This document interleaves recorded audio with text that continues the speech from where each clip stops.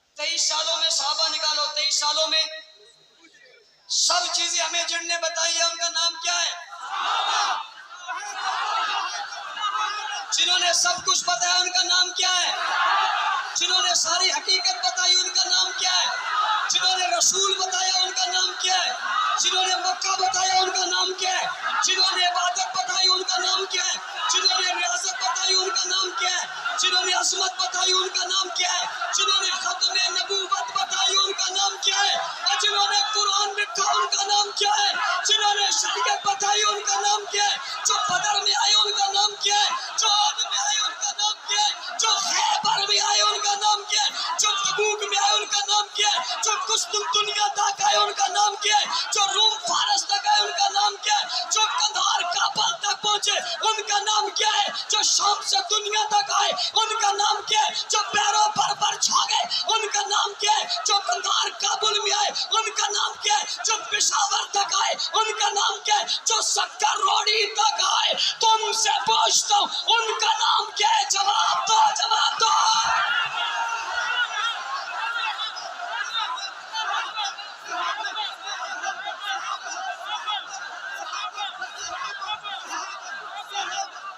توجہ توجہ میری طرف۔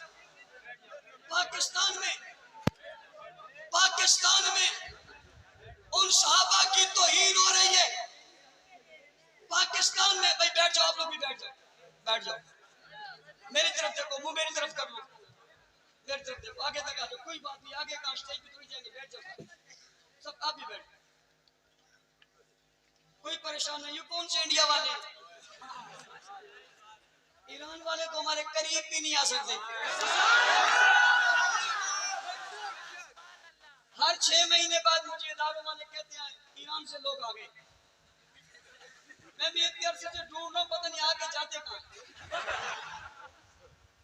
جب پتہ چلا بولا آ گئے، میں نے کہا عجیب بات ہے، آنے کا پتہ ہے جانے کا پتہ ہی نہیں، ہمیں دیکھ کر چلے جاتے ہیں، آتے کسی اور کام پہ ہیں، جاتے کسی اور کام پہ۔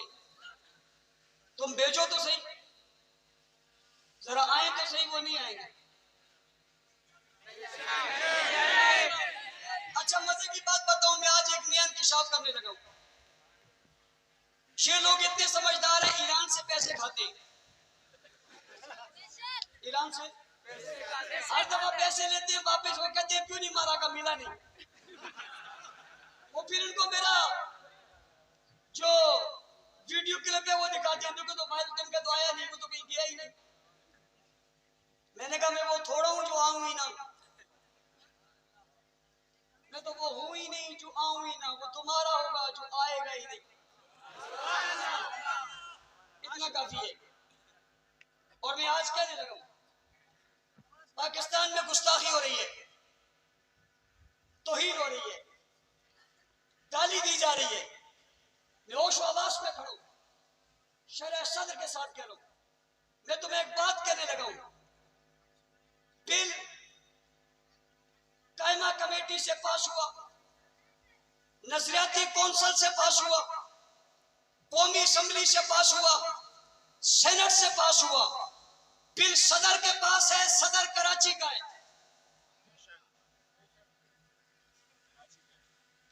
بل صدر کے پاس ہے، صدر کراچی کا ہے، ایوان صدر سے صدر کراچی آئے گا،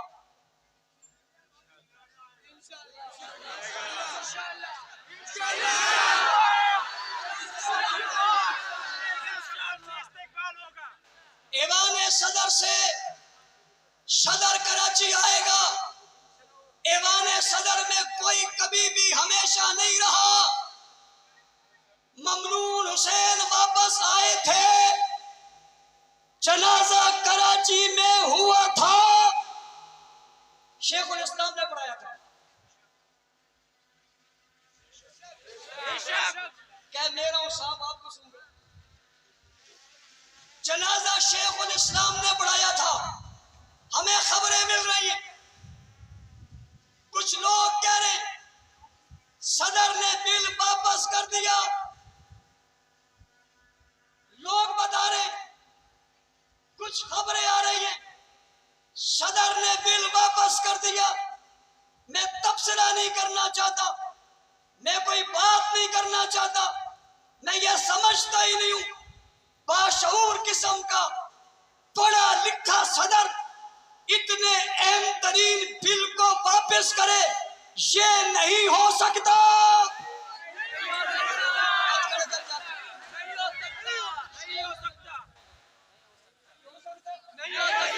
ہو سکتا ہے، ہو سکتا ہے، نہیں ہو سکتا۔ صدر پڑھا لکھا فرد اسلام کو سمجھتا ہے، یہ بل کسی کے خلاف نہیں ہے، کسی مذہب، کسی مکتب، کسی فرد، کسی شخص کے خلاف نہیں ہے، بل صرف گستاخوں کے خلاف ہے۔ گستاخوں کے کس کے؟ پاکستان میں کوئی پارٹی، کوئی جماعت بھی اس بل کی مخالف، کوئی پارٹی، کوئی جماعت اس بل کی مخالف، اونچی اور اونچی اس کی مخالف، یہ کسی کے خلاف بھی نہیں ہے، اس کے کوئی خلاف بھی نہیں ہے۔ یہ بل کسی کے خلاف نہیں، اس بل کے کوئی خلاف نہیں، یہ بل گستاخوں کے خلاف ہے، اور اس بل کے خلاف صرف گستاخ ہے۔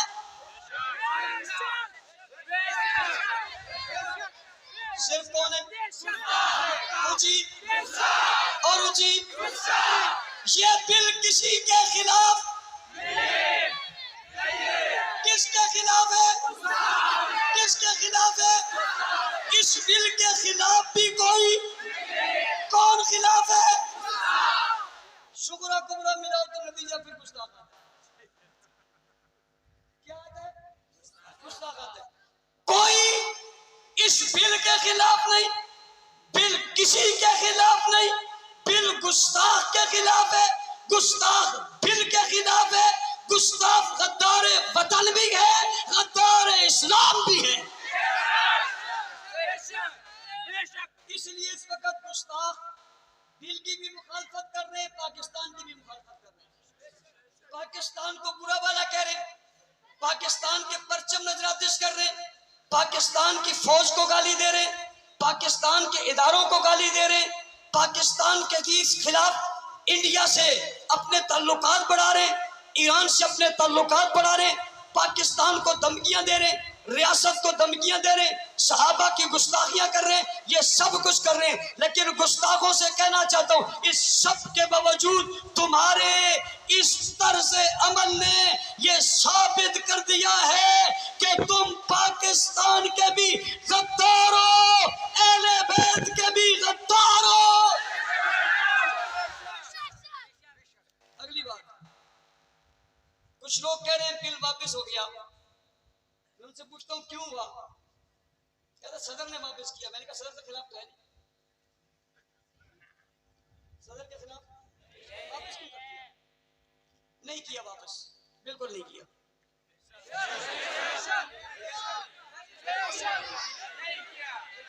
اور اگر خدا نہ خواستہ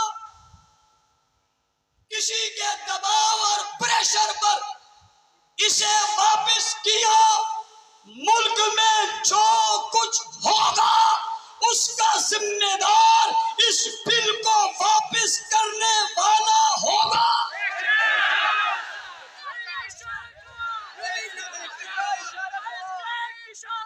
ایسا ہے یا نہیں ہے؟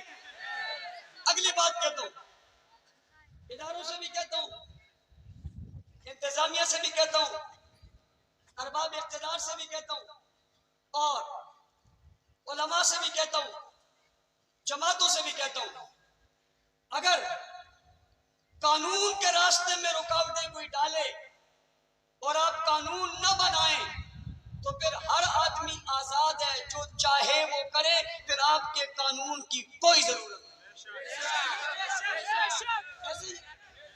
جب قانون کے راستے میں رکاوٹ کھڑی کی جائے اور قانون کو نہ مانا جائے، دباؤ پر قانون بدلنے کی کوشش کی جائے، پھر قانون کی حیثیت ختم ہو گئی یا نہیں ہو گئی؟ ہو گئی یا نہیں ہو گئی؟ پھر جس کی جو مرضی ہے وہ کرے۔ اگلی بات، سے؟ کس سے؟ اور میری اس بات کو غور سے سنیں، وہ بھی اور لوگ بھی.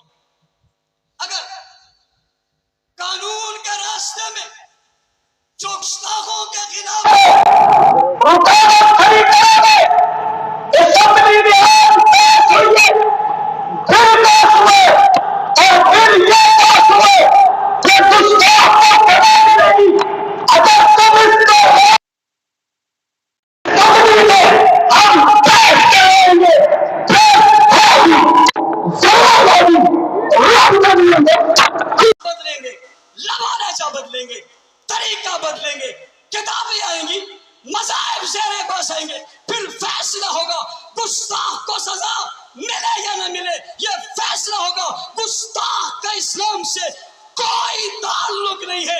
ہم نئے دل میں نئے رخ کے ساتھ اس بحث کو لا کھڑا کریں گے. جو ابو بکر کو مومن نہیں مانتا وہ مومن نہیں ہے، جو عمر کو مومن نہیں مانتا وہ مومن نہیں ہے، جو عثمان کو مومن نہیں کہتا وہ مومن نہیں ہے، جو علی کو مومن نہیں کہتا وہ مومن نہیں ہے، جو معاویہ کو مسلمان نہیں مانتا وہ مسلمان نہیں ہے. یہ بحث ہوگی، چوکوں پہ ہوگی، چوراہوں پہ ہوگی، مسجد میں ہوگی، ممبر پہ ہوگی، محراب میں ہوگی، عدالت میں ہوگی، اسمبلی میں ہوگی، ایوان بالا میں ہوگی، پہاڑوں میں، دریاؤں میں، سمندروں میں، کریا کریا، بستی بستی، پھر یہ بحث پھیلے گی. صحابہ کا دشمن کافر ہے، یہ بات گونجے گی، ایوانوں میں جائے گی. ہم قانون بنانا چاہتے، بدامنی سے بچنا چاہتے، شرارت روکنا چاہتے، گستاخ گرفتار کرنا چاہتے. جو اس راستے کو روک رہے وہ کوئی اور راستہ کھولنا چاہتے. اگر یہ راستہ بند ہوگا کوئی اور راستہ کھلے گا. پھر بحث یوں نہیں ہوگی، بحث کسی اور طرح سے ہوگی جو ملک کے لیے بھی صحیح نہیں ہے، تمہارے لیے بھی صحیح نہیں ہے. آؤ عزم کرتے، ہم بل پاس کروا کے دم لیں گے انشاءاللہ.